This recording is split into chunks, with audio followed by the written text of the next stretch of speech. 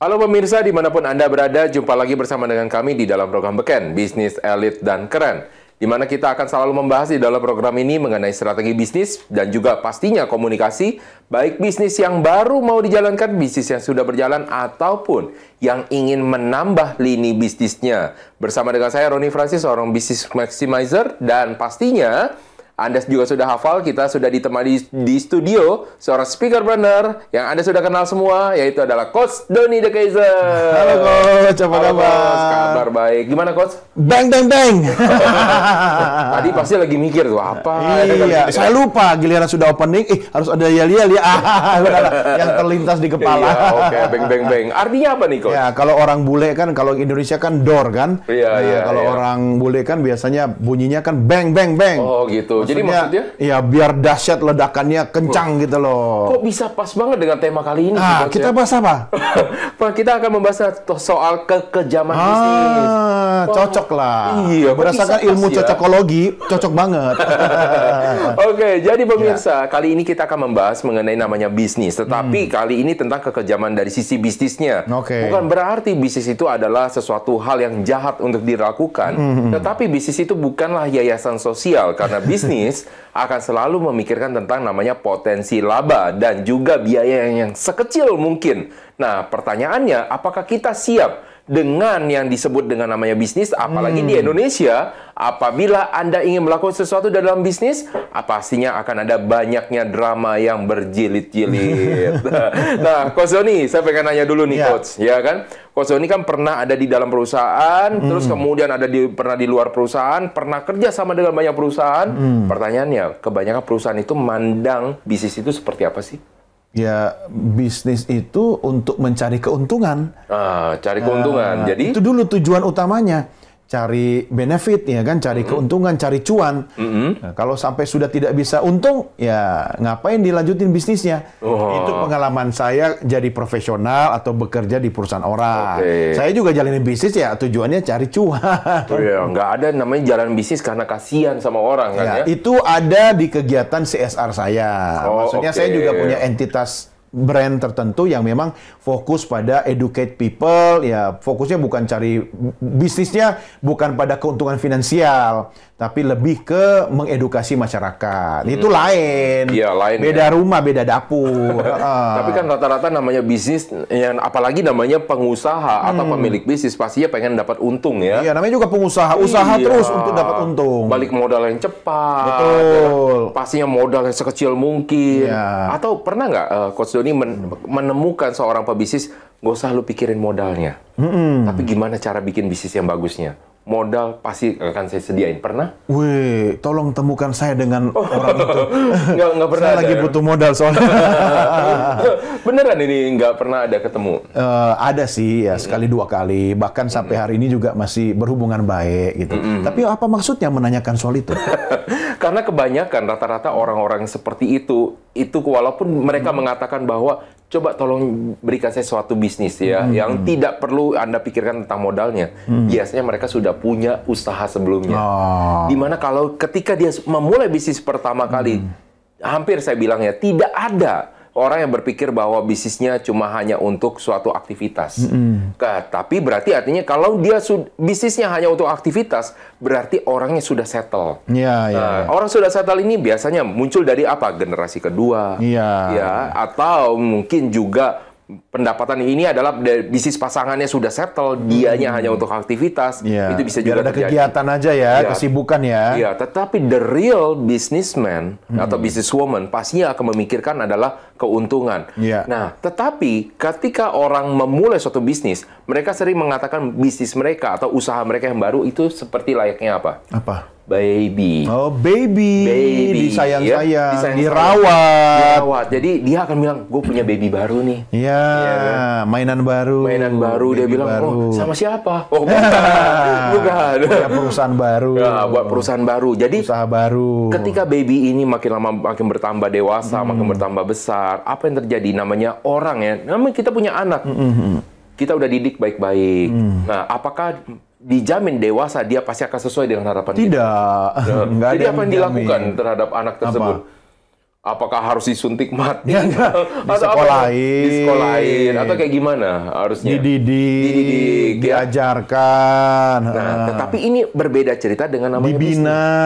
Iya, berbeda cerita dengan namanya bisnis apabila sudah bisa dibina. Ya, dibinasakan. Ya kan? Jadi artinya ditutup bisnisnya, dibungkus. Karena tujuan utama bisnis itu kan mencari keuntungan. Kalau sudah tidak memberikan keuntungan, ya kenapa dipelihara? Karena kan akan jadi beban. Cost ya kan, apalagi kalau sampai merambah atau menular kepada unit usaha yang lain. Jadi yang harusnya di sini bisa untung, habis keuntungannya untuk mensubsidi perusahaan yang ini, gitu kan?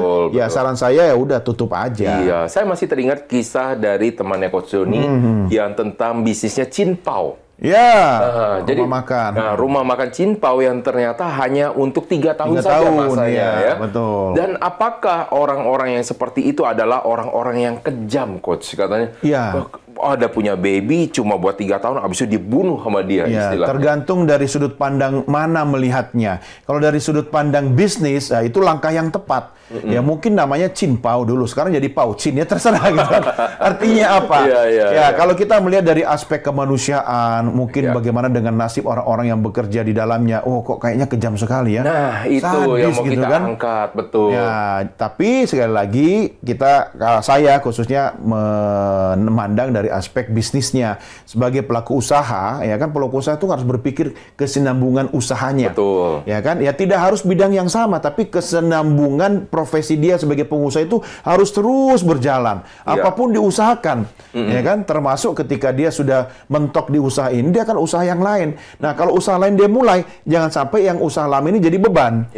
Kalau bisa ditransformasikan, oke. Kalau bisa kemudian dipindahkan nih SDM yang ada dari perusahaan lama ke perusahaan baru, lebih bagus lagi. Makanya SDM dalam perusahaan itu harus juga terus belajar. Biar dia bisa meningkatkan kompetensi dan skillnya. Kalau ada apa-apa sama perusahaan akan memilih mana yang bisa saya ajak, mana yang harus saya tinggal, ya kan? Iya, betul. Yang diajak pasti yang seperti apa? Yang punya kompeten, yang punya mungkin suatu keterampilan yang baru khusus nggak bisa digantikan. Dulu saya alami di industri media, ketika kemudian teknologi media itu bertumbuh menjadi sebuah teknologi digital, yang tadinya orang mengedit video itu dengan menggunakan peralatan dan teknologi analog, kemudian tiba-tiba pindah ke digital, orang yang tadinya ahli dalam mengedit gambar secara analog, dia tidak belajar.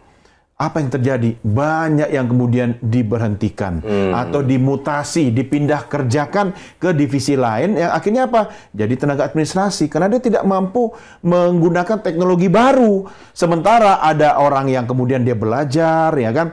Dia memahami teknologi baru, dia bisa tetap menjalankan profesi itu. Oke, ini tapi kita pernah mendengar lah ya banyak kisah-kisah ketika waktu lagi zamannya COVID, Coach. Oh, COVID ya? Karena juga sama COVID ya? Iya. Oh, David bukan sih? Iya.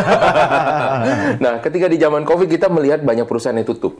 Betul. Tetapi ada juga perusahaan-perusahaan yang bertahan walaupun mereka tetap minus. Iya, benar. Ini kejadian dialami oleh rekan kerja saya dan dia punya satu usaha. Setiap bulannya selama COVID itu minus, Coach. Oh, tapi tetap dipertahankan? Tetap dipertahankan. Usahanya dengan bidang alasan apa? Usahanya di bidang outsourcing. Oh, oke. Kenapa dipertahankan, Coach? Kenapa? Karena dia memikirkan bahwa kalau saya sebagai seorang pebisnis, kalau saya hanya memandang dari sisi laba rugi, maka perusahaan ini saya tutup. Karena saya sudah mendapatkan untungnya dan saya tidak mau rugi lebih banyak. Tapi ada aspek lain. Akan tetapi, saya memikirkan ketika di zaman COVID, mereka tidak bisa mencari usaha yang tempat yang lain dan mereka tidak bisa pindah. Betul, Mereka selama ini sudah membuat atau memberikan saya keuntungan. Gantian ya? Maka saat ini adalah saatnya saya untuk membayar itu dan saya akan pertahankan. Bukan karena perusahaan saya untung, tapi untuk membayar jasa mereka. Luar biasa. Luar biasa. Pertanyaan saya nih, Coach ya. Kalau itu saya lakukan juga, tapi tidak di rumah yang sama. Maksudnya ada rumah yang memang untuk cari untung. Kalau mau untuk kegiatan lain, sosial dan sebagainya, ada tempat lain. Tapi Coach, ini makanya kita ingin berbicara apakah orang-orang pebisnis seperti ini adalah tindakan yang emosional atau rasional untuk dilakukan. Ya, dia punya rasionalnya sendiri. Kalau menurut saya itu emosional ya. Emosional. Emosional tidak harus selalu diartikan negatif kan. Itu menyangkut rasa, hati, ya kan, otak kanan. Tapi kalau soal rasional, tentu menggunakan aspek logika. Karena kalau bicara untung rugi itu lebih rasional. Tapi kalau bicara tentang apa tadi, bagaimana membalas jasa orang yang sudah memberi saya keuntungan, itu aspek emosi kalau menurut saya. 2 tahun loh, Coach. Iya, kalau saya nggak apa-apa, Coach. Tapi kalau saya, untuk memberi panggung aspek emosi saya harus sudah kuat dulu di rasionalnya. Artinya kalau saya mau memberi lebih banyak lagi, maka harus ada bahan bakar, kan? Sudah harus settle dulu. Saya harus untung besar, baru saya bisa makin luas cara saya memberi dan berbagi kepada orang lain. Nah, yuk, mari kita sama-sama saksikan apa yang dimaksud dengan rasional menurut dari KBBI atau Kamus Besar Bahasa Indonesia. Apa itu? Di sini adalah menurut pikiran dan pertimbangan yang logis. Logika. Logis berarti tidak menggunakan emosi. Menurut pikiran yang sehat, cocok dengan apa nih, jadi menurut dengan pikiran yang sehat. Jadi artinya ini adalah sesuatu pertimbangan dengan otak sebelah kiri. Tidak ada aspek saya memikirkan nanti dia seperti apa. Jadi kalau misalnya sebagai seorang pengusaha dan Anda dituntut secara profesional, maka yang harus dilakukan adalah ketika perusahaan rugi dan tidak bisa dilakukan apapun juga adalah menutup perusahaan. Tutup perusahaan. Apakah itu disebut dengan kejam? Nah, kita lihat lagi yang disebut dengan kejam itu kayak gimana sih? Tidak menaruh belas kasihan, bengis, zalim, ya, ketika berkuasa, Yang kedua, sangat kikir. Wah, kejamnya kikir ternyata masuk kejam loh, Coach, ya. Saya juga baru tahu loh, kikir masuk kejam, ya. 3, tidak menaruh belas kasihan, bengis, zalim, brutal, ya, sama, ya. Berarti jadi kalau misalnya dibilang kejam adalah tidak menaruh belas kasihan. Jadi kalau misalnya, tapi kalau misalnya rasional, apakah tidak menaruh belas kasihan nih, Coach? Ada juga, tapi sedikit. Enggak kali ya. Itulah yang membedakan kejam sama kejim. Apa tuh? Kalau kejam itu fitnah. Kejam fitnah, kejim fitness. Jadi kalau misalnya namanya perusahaan dan Anda ingin namanya profesional, maka Anda harus menghilangkan istilah kejam karena itu adalah istilah emosional. Janganlah mencampurkan kedua hal secara bersamaan untuk sesuatu perusahaan yang memang pada dasarnya adalah dibentuk untuk sistem kapitalis. Nah, pemirsa jangan kemana-mana, masih ada yang banyak akan kita bahas. Tetaplah masih bersama dengan kami, tetap di dalam program Beken, Bisnis Elit dan Keren.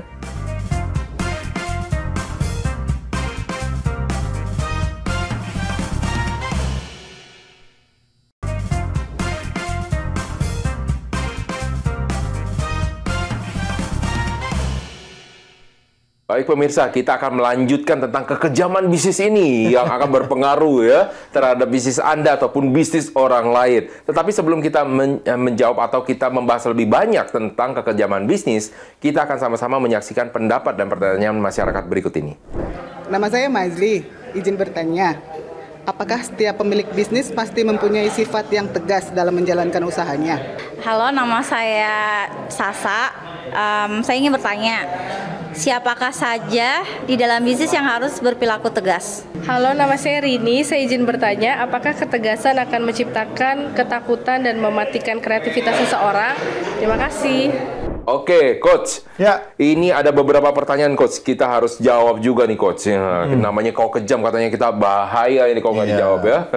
Yang pertama, Coach, apakah setiap pemilik bisnis pasti mempunyai sifat yang tegas? Kayaknya malu-malu bilang kejam ya, dalam menjalankan usaha. Tapi saya harus pastikan bahwa kejam dan tegas itu sebenarnya berbeda. Oh, beda. Kalau kejam itu mungkin kita lebih ke emosi ya. Tapi kalau tegas itu ada aspek logikanya. Karena dia harus mengambil keputusan yang tepat pada saat yang tepat dan itu ketegasan. Nah, ketika ketegasan itu dilakukan, bisa saja dampaknya dianggap sebagai sebuah kekejaman. Tapi kalau kejam itu sendiri, kadang dia udah nggak pikir ya kan. Dia bertindak hanya untuk kepentingan dirinya sendiri. Saya lebih tepat menggunakan istilah tegas. Karena sebagai pelaku usaha, pemilik bisnis, Anda harus punya ketegasan dalam menjalankan bisnis Anda. Kalau tidak, nanti campur itu antara bisnis dengan yayasan sosial. Ya. Dari awal sudah ditegaskan dulu. Ini mau ya. bangun bisnis atau mau bangun entitas sosial. Kalau Anda mau bangun usaha, bisnis, maka fokusnya pasti keuntungan. Tapi kalau Anda niatnya sejak awal ini kegiatan sosial, ya silakan, maka Anda tidak cari untung dari situ. Tapi bukan berarti kegiatan sosial tidak bisa untung loh. Bisa kan? Bisa. Program-program CSR itu kan sebenarnya kan benefitnya juga banyak. Brandnya dikenal publik lebih luas, ya kan? Sehingga mendapatkan kepercayaan dari masyarakat. Ujung-ujungnya apa? Kegiatan CSR bisa mensupport kegiatan sales and marketing. Iya, secara tidak langsung akhirnya ke sana tidak langsung, iya. Nah, kalau menurut saya, menjawab pertanyaan pertama tadi, apakah pemilik bisnis harus punya sifat yang tegas? Yes, iya, harus, wajib. Kalau dia tidak memiliki ketegasan dalam berbisnis, dia bisa terombang-ambing, dibawa ke kiri, dibawa ke kanan, akhirnya poco-poco, dan tidak sesuai dengan visi bisnis dia sejak awal. Contoh, misalnya dia berusaha di bidang kuliner, ya kan? Kemudian ada orang yang datang, wih bagus juga nih, lu buka tambahan menu apa misalnya pisang goreng gitu kan, malah nggak sesuai dengan visi bisnisnya. Akhirnya semua campur aduk masuk. Akhirnya ketika berantakan, siapa yang tanggung jawab? Dia juga kan. Dia harus bisa bilang, oh tidak cocok. Saya khusus bakmi. Nah, kalau yang lain silakan. Kalau kita bilang namanya tegas, ini akan membedakan dengan orang kejam adalah dari segi penyampaian, ya kan? Jadi kalau misalnya contoh, tapi juga kita nggak bisa menjadi orang yang terlalu istilahnya apa ya, Coach ya? Terlalu lemah di dalam emosional. Misalkan contoh, misalkan ada satu orang yang masuk di sini adalah tukang yang buat bantu koki. Tukang buat bantu koki, kemudian dia buat masak dan keasinan, gitu loh. Dan keasinan akhirnya kan pasti dimarahin sama customer kan. Ketika dimarahin sama customer, apakah orang udahlah kasihanlah, nggak enak kalau saya marahin dia. Oh enggak, tetap harus bilang. Nah, jadi bagaimana Anda harus menyampaikan? Anda harus tetap menjaga namanya kualitas kan. Jadi Anda tetap harus dapat menyampaikannya, akan tetapi jaga cara penyampaian. Kan tidak harus menyampaikan secara langsung, bisa lewat mengisi form, atau lewat pihak ketiga, kan? Kayak main biliar, mau nembak sana, nyodoknya sini, Yang dibilang kejam adalah ketika Anda sama sih tujuannya untuk memperbaiki orang tersebut, tetapi yang kedua adalah Anda langsung menjudge, langsung menilai dia dengan kata-kata yang kasar dan makian, dengan intonasi yang keras, bahwa dia adalah seorang yang tidak dapat bekerja karena dia melakukan namanya suatu kesalahan. Ini adalah sesuatu hal yang keliru. Makanya daripada kejam, mending ke gym, sehat. Itu pemirsa ya, itu adalah salah satu solusinya. Supaya Anda tidak kejam, maka ke gym. Yang kedua, siapa saja kan dalam bisnis yang harus berperilaku tegas dalam bisnis, dalam perusahaan. Siapa aja? Khususnya kalau business owner, pasti. Khususnya dari aspek komunikasi adalah pihak-pihak yang harus mengambil keputusan. Siapa aja tuh? Misalnya manajer, kan, kemudian direksi, gitu kan. Apapun nama jabatannya, tapi ketika dia dihadapkan pada posisi harus mengambil keputusan antara A dan B, dia harus tegas. Kalau tidak tegas, dampaknya bisa ke sistem atau organisasi di perusahaan itu. Kan, saya pengen nanya lagi, tadi udah disebutin direksi, manajer, ya kan? Terus saya pertanyaannya, supervisor masuk nggak, Coach? Supervisor harus tegas nggak? Iya, harus. Harus tegas. Kan dia yang melaksanakan kebijakan. Staff boleh tegas nggak? Ya, kalau staff itu harus sesama staff, misalnya tidak boleh fraud atau tidak boleh mencampur adukan urusan kerja sama urusan pribadi, apalagi percintaan. Nah, kalau itu maksudnya,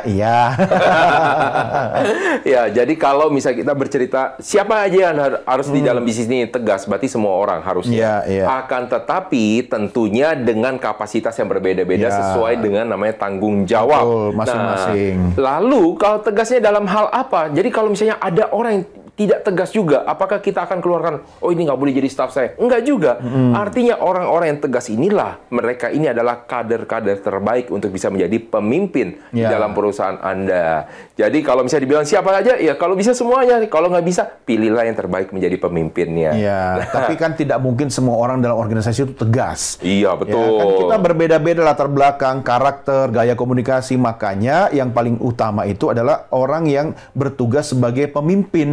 leader, karena dia akan mengambil keputusan. Ketika stafnya tidak punya ketegasan, tapi pimpinannya tegas, dia bisa mampu menempatkan orang sesuai dengan bidangnya. Ya kan, nggak enakan itu kan bahaya juga. Nah itu, ya kan, nggak enakan itu nanti kalau dia sebagai pemimpin, wah bahaya. Karena pemimpin itu kan didengar keputusannya, kata-katanya. Iya. Dia harus tegas. Jadi ciri-cirinya orang yang tegas itu kayak gimana? Ada 3. Jangan Tegas. bilang karena ada template-nya 3. Tidak, karena saya tegas. Oke, Coach. Iya, ciri-cirinya yang pertama, dia menggunakan kalimat yang jelas dan langsung. Jadi tidak pakai muter-muter, tidak pakai ke Ancol, Monas, Harmoni gitu kan, ya langsung tegas. Ya, jadi mengatakan langsung kepada orang yang ingin disampaikan pesannya. Kalau misalnya dia menyampaikan kamu kurang bagus, ya dia sampaikan. Tapi tentu ada teknik gaya komunikasi yang lebih bagus. Jadi kalau marah-marah juga langsung dong, Coach, kayak gitu. Marah itu kan tidak selalu dengan teriak-teriak, toh. Iya. Bahkan ketika marahnya bos itu, dia cukup merendahkan nada bicaranya, intonasinya. Itu orang sudah gemeter itu. Iya kan? Nah, jadi ya itu nanti kita bahas di episode yang berbeda lah ya. Tetapi yang pertama ciri-cirinya adalah menggunakan kalimat langsung dan jelas. Clear. Ya, clear. Tidak boleh itu ya apa? Nggak jelas orang. Itu menimbulkan multitafsir. Yang kedua, bahasanya lugas dan tidak bercabang. Artinya kalau bilang kiri-kiri, kanan-kanan, ya kalau bilang hitam-hitam, putih-putih, bukan bilangnya ini bukan hijau ya. Paham kan? Iya. Contoh, menjelaskan hitam dan putih. Kalau hitam ya bilang hitam. Bukan hitam bilangnya ini bukan putih ya. Akhirnya kan orang jadi bingung kan? Ya, bukan putih bisa merah. Merah. Bisa nah, hijau, akhirnya gitu kan bercabang. Nah, kecuali kalau Anda seorang politisi, Anda memerlukan kalimat-kalimat bercabang, silahkan. Tapi bagi seorang pelaku usaha, pemilik bisnis, apalagi pengambil kebijakan, sebaiknya gunakan bahasa yang tegas, lugas, langsung. Nah, tetapi saya ingin ada tambahan nih, Coach. Ya, kalau bahasa yang lugas ini, karena di dalam ilmu sales, kemampuan seseorang untuk menggunakan bahasa yang bercabang, ini adalah satu keterampilan nih, Coach. Makanya tadi saya bilang pengecualian, khususnya kalau di bidang komunikasi kan ada komunikasi politik. Kalau misalnya di penjualan, ini adalah suatu namanya keterampilan. Di dalam NLP kita menggunakan namanya double bind. Double bind. Double bind ini adalah sesuatu yang bisa diartikan secara dari dia dan kita juga berbeda. Maksudnya sesuai dengan arahan kita, gitu ya. Oke, tapi saya tidak akan membahas NLP, tetapi maksudnya adalah bahasa lugas yang tidak bercabang memang bagus, tetapi kita harus lihat dalam konteks apa, ya kan? Yang ketiga nih, Coach. Yang ketiga, dia menggunakan nada suara yang tepat, jangan agresif. Di do, re, mi, fa, sol yang mana nih, Coach? Ya, kalau do itu kan yang rendah. Ya, re kan lebih ke pertemanan kan. Kalau mi kan untuk yang komunitas lebih muda gitu kan. Nah, pakailah nada yang tepat, ya sesuaikan dengan teman bicara kita. Orang tegas itu tidak harus nada bicaranya itu menggebu-gebu atau marah-marah, enggak. Tangannya naik mulu gitu, enggak ya. Intonasi bicara dia sesuaikan. Dan tidak agresif, tidak menyerang. Kamu itu sudah jelek, salah, itu kan masih kerja lagi. Hidup lagi. Itu jangan. Ya kan? Nah, karena setiap orang ketika kita menyampaikan pesan, kan responnya bisa berbeda-beda. Makanya kita juga bisa mengamati respon dia, baru kita sampaikan lagi pesan berikutnya. Jadi itu bertumbuh gitu kan. Yang penting jangan agresif. Itu dia. 3 ciri yang bisa kita temukan pada orang yang tegas. Makanya orang bilang jangan agresif ya. Jangan agresif. Karena kalau memang beberapa yang ditemukan ya, kebanyakan yang disebut dengan nama pemimpin toksik itu adalah pemimpin yang cenderung kosakatanya adalah menyerang. Dan ini makanya toksik kan? Makanya disebut toksik. Jadi coba analisa lagi pemirsa, apakah Anda yang seperti itu atau atasan Anda atau siapa di antara yang Anda kenal juga adalah sebagai seorang yang toksik. Nah, pemirsa, masih ada lagi yang akan kita bahas, pemirsa. Tetaplah bersama dengan kami, tetap di dalam program Beken, Bisnis Elit dan Keren.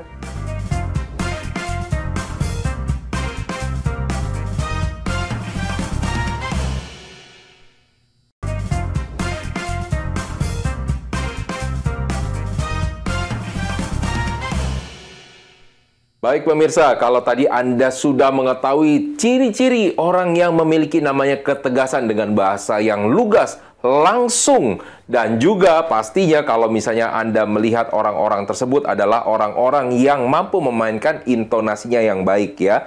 Jadi kalau misalnya Anda melihat seperti itu, kita harus melihat lagi. Ada beberapa hal yang kita juga secara tegas harus sampaikan. Jawab pertanyaan pemirsa. Oke, masih ada yang belum dijawab? Masih ada ternyata. Pertanyaan ketiga ya? Pertanyaan ketiga. Yaitu? Apakah ketegasan akan menciptakan ketakutan dan mematikan kreativitas? Tidak.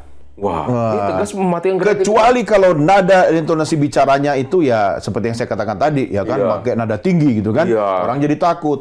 Ketegasan sebenarnya adalah menimbulkan kepastian, bukan ketakutan. Ya, kepastian artinya perusahaan ini mau dibawa kemana, mau ke kiri atau ke kanan, ya kan, atau stuck di situ. Nah, kalau pemimpin atau pemimpin usaha itu tegas, timnya tidak akan bingung mau melangkah kemana. Karena kalau timnya bingung, produktivitas bisa terganggu. Wow. Tapi kalau pemimpinnya tegas, ya tidak harus marah-marah ya. Teman-teman, sabar. Ini proses yang harus kita lalui. Kita fokus saja pada produksi utama kita.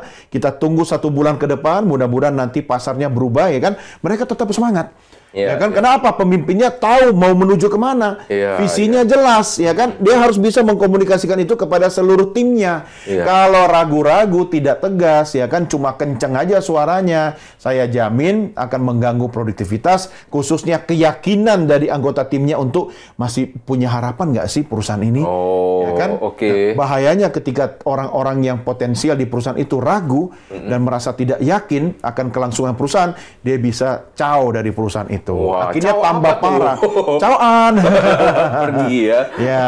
Pergi dari perusahaan. Tapi kalau misalnya gini, Coach, kan saya pengen nanya pendapat Coach Doni ya, kalau ingin nanya ya. Jadi kalau ada bos masuk. Ini kan kita keluar. Bos masuk, kita keluar. Kan biasanya nih yang dialami adalah orang itu pasti ada perasaan segan, respect, mungkin ada takutnya juga. Sehingga kalau namanya kerja itu kan jadinya yang awalnya dia bisa nih ketemu ide, misalkan dia seorang desain grafis, ada bosnya datang, bingung tuh kayaknya keluar-keluar. Karena merasa diawasin. Ya makanya kan ciptakan suasana kerja yang nyaman. Padahal bosnya itu tidak bersuara, dia cuma auranya kan. Memang namanya pemimpin, leader, bos itu punya aura karisma yang berbeda. Tetapi ketika seorang pemimpin perusahaan itu mampu membangun komunikasi yang efektif dengan timnya, maka tidak akan ada ketakutan. Yang ada adalah respect. Ya, dan itu harus dibangun 2 arah. Saling. Bukan yang satu karena pemimpin bos meminta karyawannya disiplin, on time, tetapi kan pengusaha juga harus memenuhi kewajibannya memberikan hak kepada tim atau karyawannya, Nah, itu makanya timbul respect 2 arah. Jadi gimana caranya supaya tidak ada rasa ketakutan ketika ada bosnya masuk atau kayak gimana? Ya bangun komunikasi 2 arah. Ya kan ketika komunikasi 2 arah dibangun pasti kan muncul trust. Yang terjadi bukan ketakutan tapi respect. Ya respect mungkin kalau orang gampang kan agak-agak takut sedikit, sebenarnya itu kan lebih menghormati. Nah, jadi bukan artinya Anda respect dan Anda akhirnya tidak mau menjalin komunikasi sama sekali. Enggak, tetap bangun komunikasi. Karena ada beberapa orang ketika mereka respect, mereka udahlah saya nggak enak ganggu. Akhirnya tidak terbangun komunikasi. Ketika komunikasi tidak ada, akhirnya tidak ada upaya untuk membangun trust. Betul. Nah, kalau tidak ada trust, buat apa dilanjutkan hubungannya? Ada lagunya tuh. Mau dibawa kemana? Oke, berarti Coach kayaknya kalau udah memberikan sesuatu, sudah mulai nyanyi-nyanyi, sudah mulai bijak. Biasanya sudah mulai bijak tuh. Saatnya saya Mbah Doni berbicara. Sahabat-sahabat yang super, saatnya sekarang Coach Doni untuk menyampaikan kata-kata hari ini dalam Quotes of the Day, yaitu perkuat diksi, bukan menaikkan intonasi bicaranya. Nah, diksi apaan, Coach? Nanti pilihan katanya, pilihan kata-katanya. Tidak perlu kalau Anda menunjukkan ketegasan itu Anda teriak-teriak, marah-marah, banting pintu. Ya kan, tidak perlu. Tapi pilihan katanya harus lebih cerdas dan tajam. Kalau pemilihan diksi atau diperkuat kata-katanya, kalau di dalam misalkan orang di dalam sosial media pakai media sosial. Semua. Karena bahasa teks. Atau di bold. Itu menunjukkan ketegasan. Tapi kalau suara kan tidak tidak perlu teriak-teriak. Pilihan kata, ya kan. Misalnya nih, kalau ada orang yang saya beberapa waktu kan berurusan dengan sebuah komunitas yang ternyata punya toxic leader NPD. Oh, oke. Nah, Iya. Jangan tuh. dilawan. Seru tuh. Ya kan? Nah, tapi cukup dengan nada biasa misalnya, saya paham kok kenapa kamu begitu. Saya cukup mengerti kenapa mengambil keputusan seperti itu. Itu kan nadanya kan biasa, intonasinya lembut, ya kan? Tetapi saya yakin dia nggak bisa tidur mikirin itu. Nah, kalau kita hadapi dengan apa istilahnya frontal, ya kan, dengan intonasi yang kuat-kuatan sama dia, itu yang dia suka. Ini kan ngajak berantem kan? Coach Dodi tahu nggak apa yang Coach Dodi nggak tahu, makanya kasih tahu. Yang Coach Dodi lakukan dengan kalimat seperti itu, itu yang termasuk di dalam namanya dark psychology. Oh iya, itu ahlinya Coach Roni. Coba dijelaskan dulu, karena saya sudah menyinggung soal itu. Dark psychology adalah suatu kalimat yang membangun seseorang adalah imajinasi, ya, imajinasi bertanya-tanya, menimbulkan rasa ingin tahu, curiosity. Maksudnya? Iya, tapi udah biarin. Tapi kita biarkan mengambang. Iya, betul. Dark psychology ini memang digunakan untuk bagaimana cara orang untuk mempengaruhi, ya, dan menanamkan namanya seeding sesuatu pemikiran ataupun ide-ide kita. Tetapi ini pun juga dapat dimanfaatkan untuk menanamkan namanya ketakutan. Iya, manipulasi ya. Memanipulasi seseorang, ya, dan ini juga akan sangat-sangat berbahaya. Jadi bahaya banget Coach sebenarnya ngomongin begitu. Iya, itu kan saya bilang tadi kalau ketemu orang toksik. Jadi pilihan utamanya sebenarnya membangun benteng yang tinggi. Tapi kalau tidak bisa karena kita tiap hari berinteraksi sama dia, ya kan, tahu-tahu dia menyalahkan kita lah ini itu. Ya jangan dilawan, jangan ngajak berantem, apalagi ngajak ribut dengan kata-kata yang kasar. Cukup dengan memilih diksi yang sederhana dan tepat. Ya itu kan tadi contoh ya. Ya terima kasih. Saya paham kok kenapa kamu bersikap seperti itu. Ya udah gitu aja.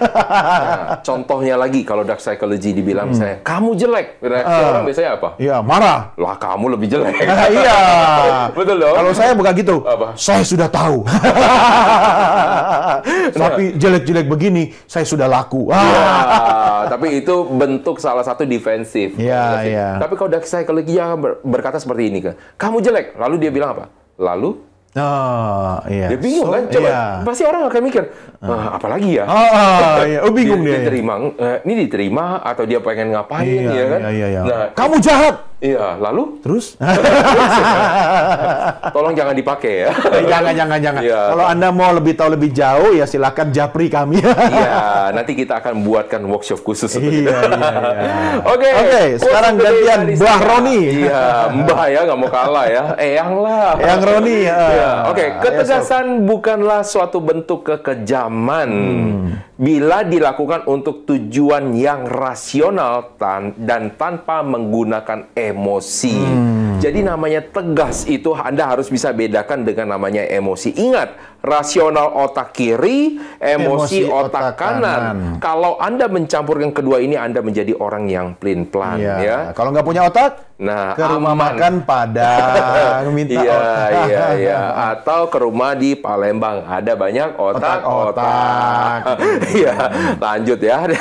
Jadi pemirsa, kalau misalnya Anda khawatir Anda ini orang yang tegas atau tidak, maka Anda harus lihat dulu apakah seluruh keputusan Anda berdasarkan dari keputusan yang emosi artinya mempertimbangkan dari rasa Anda kepada orang lain. Nah, ada Coach, ini benar-benar kejadian Coach. Kalau misalnya namanya masa probation berapa lama Coach? 3 bulan ya. 3 bulan ya, 3 bulan. Bukan 3 tahun. Iya, enggak. 3 bulan ya. Kalau misalnya 3 bulan dan biasa, apakah langsung jadiin langsung 1 tahun? Ya, biasanya apa? Perpanjang dulu ya kan? Perpanjang 3 bulan lagi baru 1 tahun ya. Dan ini adalah seorang sales.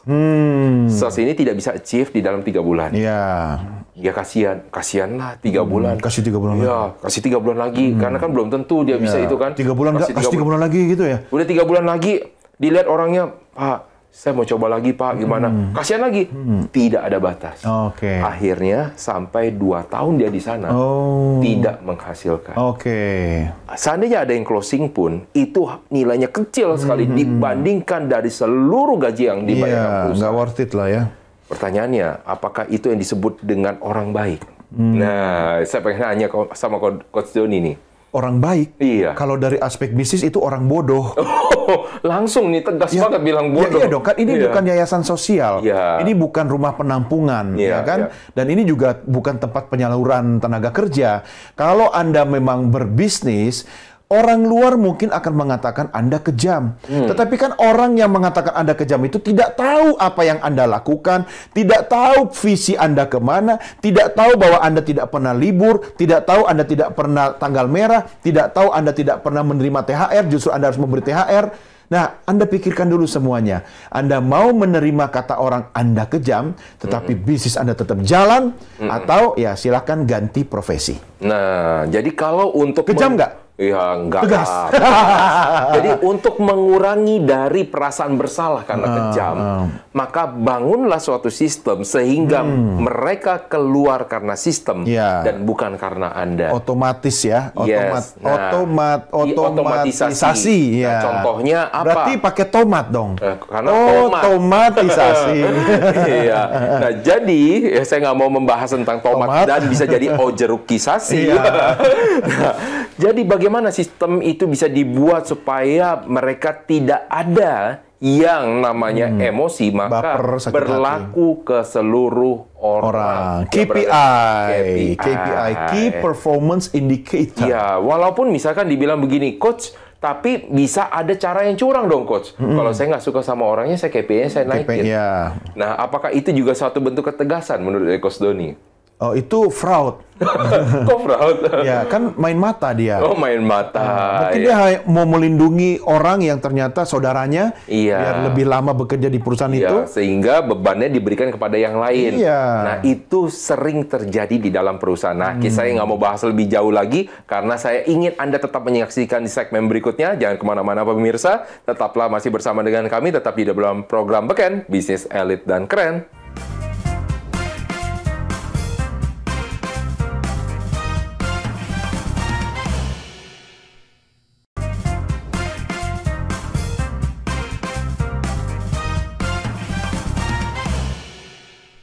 Oke pemirsa, yuk kita bahas lagi tentang kekejaman bisnis ya. Jadi kalau misalnya tadi udah disampaikan dari segmen awal bahwa bisnis itu bukan yayasan sosial, pertanyaannya apakah Anda sudah menerapkan sistem-sistem di dalam perusahaan Anda supaya bisnis Anda itu menjadi suatu perusahaan yang sehat.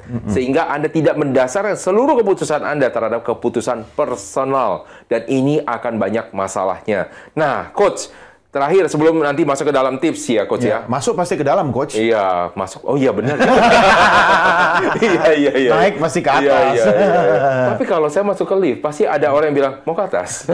Enggak. Masuk, basement bisa. Oh iya. Sama kayak kita sudah di ruang tunggu keberangkatan. Ya, sudah jelas tujuannya Jakarta gitu. Mau ke Jakarta. Oh, enggak. Ke Makassar saya bilang. Pasti dia bengong kan? Itu kan rhetoric question gitu. Sama seperti orang ditanya, mau buka usaha untuk cari untung atau cari bangkrut? Ya nggak usah dijawab. Pasti cari untung, ya kan? Dan makanya harus tegas.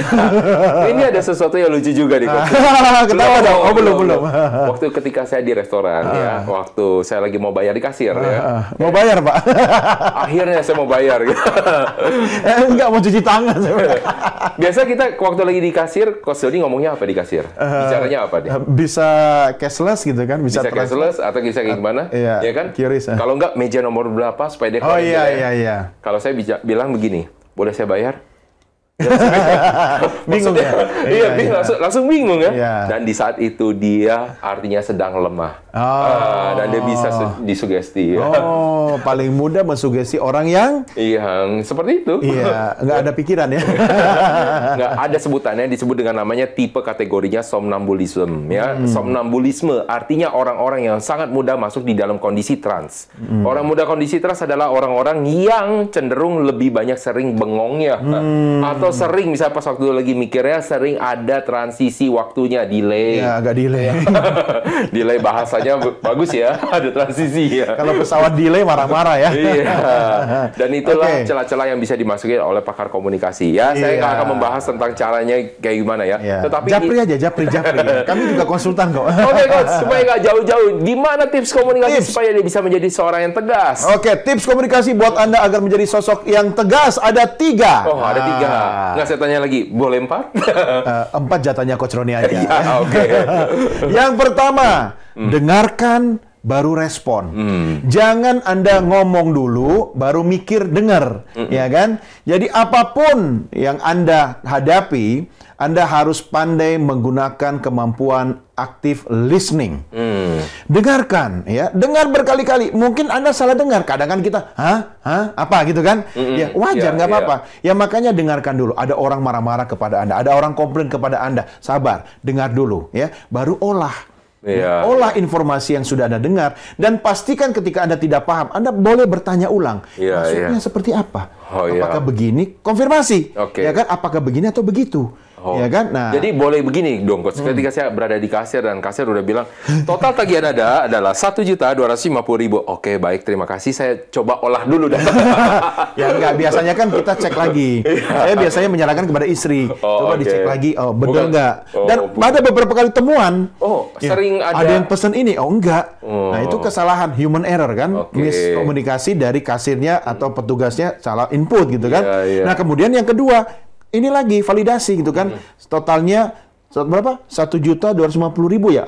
Kita ulang lagi. Nah, baru kita masukkan angka kepada platform aplikasi untuk pembayaran. Nggak boleh saya bilang, boleh saya selesaikan di rumah PR-nya. Saya malah kadang-kadang boleh dibayar dengan senyuman, tepuk tangan, senyuman atau sertifikat boleh. Dia bengong lagi. Nah, besoknya foto saya gede di depan rumah makan, ya, dilarang masuk. Dilarang masuk. Jadi itu pemirsa, itu adalah cara-cara atau teknik-teknik bagaimana cara Anda untuk mempengaruhi. Seru loh sebenarnya. Iya, itu bisa dipelajari. Yuk, main belajar. Nah, lanjut Coach. Jualan. Lanjut Coach. Yang kedua, bahasa harus jelas dan mudah. Jangan memilih istilah-istilah yang hanya Anda dan Tuhan atau apa itu istilahnya? Ya, hanya Anda dan Tuhan yang tahu. Atau Anda dan apa itu namanya, pembimbing tesis Anda yang tahu. Tapi bukan berarti kayak gini, berarti bukan orang pintar, Coach. Kan gampang ditebak. Justru orang pintar itu adalah orang yang mampu memilih kata-kata yang sederhana, yang mudah dipahami oleh teman bicaranya, sehingga tidak memerlukan waktu orang lain delay. Krik, apa maksudnya? Itu kan bisa multitafsir. Jadi pilihlah kata-kata yang sederhana, kemudian sampaikan dengan jelas, pelafalan penyebutan yang jelas, itu memudahkan pesan Anda dipahami oleh teman bicara Anda. Di situ sebenarnya menunjukkan Anda tegas. Ya kan? Tidak bertele-tele. Tidak muter sana, muter sini, ujung-ujungnya cuma mau menyampaikan Anda dirumahkan, Anda diberhentikan. Iya kan? Tapi kalau ditambah dengan embel-embel, dia menggunakan istilah. Tapi dia sebagai seorang saksi ahli yang sudah senior. Ya, dia menggunakan otoritas. Ya kan? Pengalaman dan ilmu yang dia... Berarti dia juga bukan seorang komunikator yang baik juga, artinya kayak gitu ya? Ya, makanya sekali lagi kita harus tahu betul pesannya apa, konteksnya, siapa yang dihadapi, gitu kan. Sehingga tidak bisa kita menggunakan satu cara untuk banyak objek yang berbeda. Ya, itu yang kedua. Yang ketiga, nah, lebih baik Anda menggunakan kata-kata seperti saya, aku, ya, bukan kami, kita. Karena itu sebenarnya berlindung di balik kolektivitas. Ya, tetapi ketika menggunakan saya, itu menegaskan otoritas. Ya, jadi Dek Roni, saya sebagai pemimpin perusahaan ini harus mengingatkan, Adek ini performnya kurang bulan ini, ya kan? Tolong ditingkatkan lagi. Saya akan evaluasi setiap bulan ya, tapi batasnya sampai 2 bulan ke depan. Nah itu, jangan, ya nanti kita evaluasi lagi. Nanti tuh kapan? Iya, lalu kalau misalnya orang menjawab, baik Pak, nanti saya bilangin papi ayah. Ya, papimu siapa? Yang papi punya. Langsung diam. Ya, itu ada juga itu ya. Apa itu istilahnya? punya papi I. Iya. Ya kan? Apa-apa papi I. Iya, itu habis bahas tema itu, saya pulang coach, saya perhatiin anak saya gayanya kayak gitu semua. Dia telepon temennya, oh ya ntar I bilang papi I ya. Maksudnya apa? Jangan-jangan ini persis seperti yang Coach Roni bilang. Iya, jadi kekuatan dari papi I itu zaman sekarang itu udah di Gen Alpha udah sangat-sangat ini ya. Udah sangat-sangat sangat-sangat digunakan banget lah. Jadi ya, berarti kan papinya someone lah ya. Iya, jadi tapi itu membanggakan. Tetapi ingat, kita harus tanamkan kepada anak-anak kita bahwa you are nobody until you be somebody. Ini yang ingin saya tarik bahwa ketika kekuatan itu adalah di papi I, walaupun sekuat-kuatnya papinya, artinya Anda pasti akan selesai. Ketika papinya jatuh, berarti selesai. tidak ada. Makanya saya tanamkan anak-anak saya kebiasaan dari hal kecil, Coach. Ya, cuci piring sendiri, sapu, pel, minimal beresin kamar sendiri. Itu wajib hukumnya. Karena saya selalu ulang-ulang ya, tidak selamanya papi sama mami akan ada di dekatmu. Oke. Ya kan? Jadi you harus mandiri. Katanya kapan papi? Ya, I don't know. Tapi sih pengen selama mungkin bersama ya kan. Tetapi kan ada saatnya kita tidak bersama. Jadi mulai tanamkan kebiasaan. Soal nyapu, pel, itu bersihin kamar itu bukan soal pekerjaannya, tapi soal tanggung jawab. Menanamkan tanggung jawab. Nah, makanya balik lagi kepada tips yang ketiga tadi, gunakan kata-kata yang tegas, yaitu saya atau aku. Intonasinya juga harus tepat, jangan akunya tuh aku. Kalau bilang I, nah kan juga banyak tuh yang menggunakan. Ya, selama itu merefer kepada diri sendiri, ya itu nggak masalah, ya. Tapi intonasinya juga harus pas. Iya, I punya pikiran bahwa yang disampaikan dengan menggunakan saya atau aku kurang tepat, Coach. Iya, karena begini, kadang ya kan dalam menyampaikan pesan kita menggunakan atau meminjam bahasa asing agar lebih nyaman. Betul. Ya kan kalau bahasa Indonesia kan langsung bisa menimbulkan efek orang sakit hati kali ya. Betul. Nah, tapi saya kadang di beberapa kejadian tertentu, beberapa urusan, saya sengaja memilih diksi bahasa asing. Ya kan, hanya untuk menyamarkan hal-hal yang mungkin kalau dalam bahasa Indonesia itu terlalu kasar. Ya kan, ya nggak apa-apa. Tapi sekali lagi, teman bicara kita ngerti nggak bahasa asingnya. Kan? Dan jangan Anda lihat mereka sebagai orang yang sombong. Karena misalnya contoh ya, siapa sih orang yang sering menggunakan namanya I mau begini, I mau begitu. Mereka adalah orang-orang yang bersekolah. Di luar. Orang-orang di luar ataupun mereka yang berpendidikan secara internasional. Kan banyak di dalam negeri sekolah yang plus kan. Jadi pendekatannya itu anak-anak saya memang juga bahasa pengantarnya bahasa asing, bahasa Inggris khususnya. Jadi harus dilihat juga konteksnya. Ya. Bersin pun udah logat British. Hasyu gitu. Kalau kita kan kayak bapak-bapak di gang kan, hasyu gitu kan. Sampai 3 RW kedengaran. Aduh, ngeri. Bapak-bapak sejati banget ini ya. Oke, tips dari saya. Yang pertama adalah kalau Anda mau menjadi orang yang tegas adalah analisa dulu tujuan Anda. Jadi Anda berbicara tuh buat apa dan apa yang ingin Anda lakukan. Karena kebanyakan ketika orang berbicara itu mereka hanya peduli tentang ego mereka. Nah, menyelamatkan muka ya. Jadi kalau saya dibilang, nah ini adalah sesuatu hal yang sering sekali dilakukan oleh para pemimpin. Hati-hati. Saya banyak menemukan ini di perusahaan-perusahaan, bukan perusahaan kecil, tetapi perusahaan besar. Nah, karena mereka cenderung memelihara ego. Nah, yang menarik adalah pebisnisnya atau business ownernya, pemilik bisnisnya, lebih humble dibandingkan karyawannya. Pedes dong. Iya. Humble? Sambel. Lebih humble. Jadi mereka lebih mau untuk merendah. Tapi bukan karena mereka itu rendah diri, tapi mereka rendah hati. Betul. Rendah hati beda dengan rendah diri ya. Makanya sifat rendah hati itu bagus untuk Anda kembangkan. Kalau Anda orang yang rendah hati, Anda menyampaikan ketegasan itu akan mudah dipahami orang lain. Ya, daripada yang tinggi hati, itu sebenarnya menunjukkan kekosongan atau ketidakpunyaan. Iya, jadi kalau Anda ingin cepat rendah hati, silahkan cari operasi terdekat. Bukan. Liver itu. Liver, hati. Kedua beda. adalah cari cara penyampaian. Nah, kebanyakan dari orang-orang tersebut, mereka menyampaikan dengan cara yang otoriter. Maka mereka disebut adalah pemimpin yang toksik. Nah, jadi carilah cara-caranya. Kalau tidak tahu, ya belajar ya. Ketiga, atur situasi penyampaian. Jadi kalau misalnya Anda ingin menyampaikan sesuatu kritik kepada seseorang, jangan di dalam suasana yang lagi mereka harusnya bersenang-senang ya. Anda merusak suasana dan akhirnya tidak membangun mereka, tidak membina mereka, malah menghancurkan mereka. Yang keempat adalah jalankan. Nah, mudah-mudahan ya, dari apa yang kita sampaikan tadi sudah bisa membantu dari para pemirsa juga mendapatkan suatu inspirasi yang dapat dilakukan di dalam perusahaannya. Kayaknya cuma bisa di sini dulu, Coach, yang bisa kita lakukan untuk para pemirsa nih. Karena masih ada banyak hal yang harus kita bicarakan nanti di episode lainnya. Oh, ini mau closing nih? Oh, closing, Coach. Masih banyak yang mau saya sampaikan. Iya, tenang, Coach. Saya akan undang lagi. Oke, harus ya? Harus dengan plus-plusnya, Coach. Iya, kalau nggak saya obrak-abrik nanti nih. Nah, pemirsa, terus saksikan program Beken, Bisnis Elit dan Keren. Di mana kita selalu akan membahas tentang strategi bisnis dan juga komunikasi. Baik bisnis yang baru didirikan, bisnis yang sudah berkembang, ataupun yang ingin menambah lini bisnisnya. Thank you juga, Coach. Thank you, Coach. Jangan lupa, Coach, ya. Apa pesan Siap, yel. Yel.